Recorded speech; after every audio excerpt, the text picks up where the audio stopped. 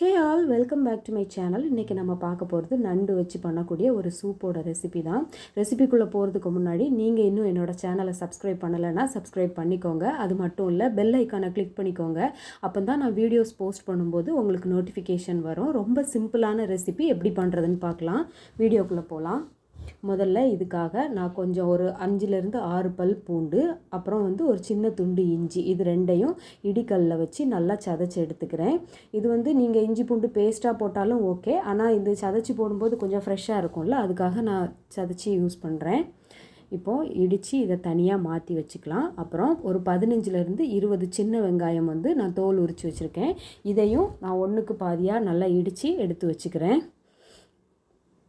இது நல்லா இடித்து எடுத்ததுக்கப்புறமா உங்ககிட்ட ஜீரகமும் பெப்பரும் இருந்துச்சுன்னா நீங்கள் அதை இடித்து எடுத்துக்கோங்க. இல்லை பவுடராக இருந்துச்சுன்னா பவுடராக யூஸ் பண்ணிக்கோங்க. நான் இன்றைக்கி பவுடர் தான் யூஸ் பண்ண போகிறேன். ஆனால் நல்ல ஃப்ளேவர்ஃபுல்லாக இருக்கணும்னா நீங்கள் இடித்து சேர்க்குறது தான் நல்லது. அது போக ஒரு 350 கிராம் பக்கம் என்கிட்ட நண்டு இருக்குது. ஸோ இதையும் கொஞ்சம் இடித்து சேர்த்துக்க போகிறேன்.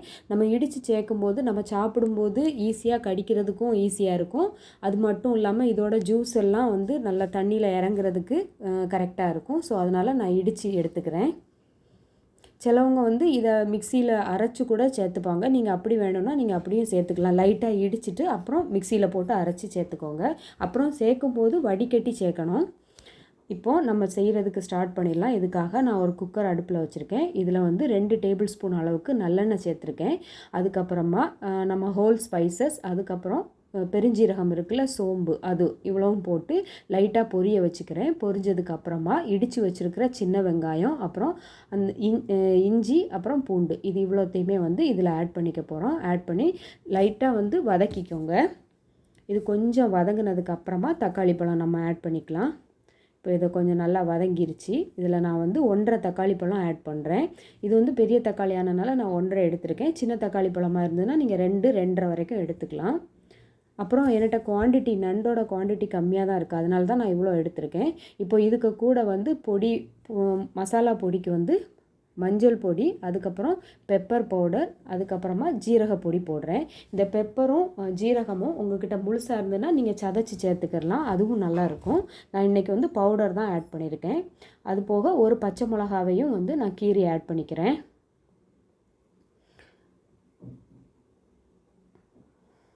அவ்வளோதான். இதை நல்லா வதக்கிக்கலாம். வதக்கிட்டு நம்ம இடித்து வச்சுருக்குறோம்ல நண்டு, அதையும் இது கூட ஆட் பண்ணிக்கோங்க. நண்டை நல்லா வதக்குனதுக்கப்புறமா நான் இதில் 750 ml வாட்டர் ஆட் பண்ணிக்கிறேன். எனக்கு வீட்டில் இருக்கிறவங்களுக்கு தகுந்தாப்பில் நான் தண்ணி இதில் ஆட் பண்ணியிருக்கேன். உங்களுக்கு ஆள் கம்மியாக இருந்தாங்கன்னா நீங்கள் தண்ணியோட அளவை கம்மி பண்ணிக்கலாம். இல்லை எக்ஸ்ட்ரா இருந்தாங்கன்னா அதுக்கேற்ற மாதிரி தண்ணியோட அளவை நீங்கள் இன்க்ரீஸ் பண்ணிக்கலாம். தண்ணி ஊற்றிட்டு அதுக்கப்புறம் சால்ட்டு போட்டு தண்ணி கொஞ்சம் சூடானதுக்கப்புறமா குக்கரை மூடி போட்டு வெயிட் வச்சு 5லேருந்து 6 விசில் வச்சு எடுத்துக்கிறேன். 6 விசில் வச்சு எடுத்துட்டேன். எனக்கு 6 விசில் கரெக்டாக இருக்கும். நீங்கள் முழுசாக போட்டிங்கன்னா நண்டு, அப்போ நீங்கள் 7 விசில் கூட வைக்கலாம். ஸோ நான் இப்போ சூப் ரெடி ஆயிடுச்சு. சூப் சர்வ் பண்ணும்போது உங்களுக்கு காரம் குறைவாக இருக்கிற மாதிரி இருந்துச்சுன்னா பெப்பர் ஆட் பண்ணிக்கோங்க. ஸோ அவ்வளோதான். உங்களுக்கு இந்த வீடியோ பிடிச்சிருக்கும்னு நினைக்கிறேன். மறக்காமல் லைக் பண்ணி ஷேர் பண்ணிடுங்க. தேங்க்யூ ஃபார் வாட்சிங்.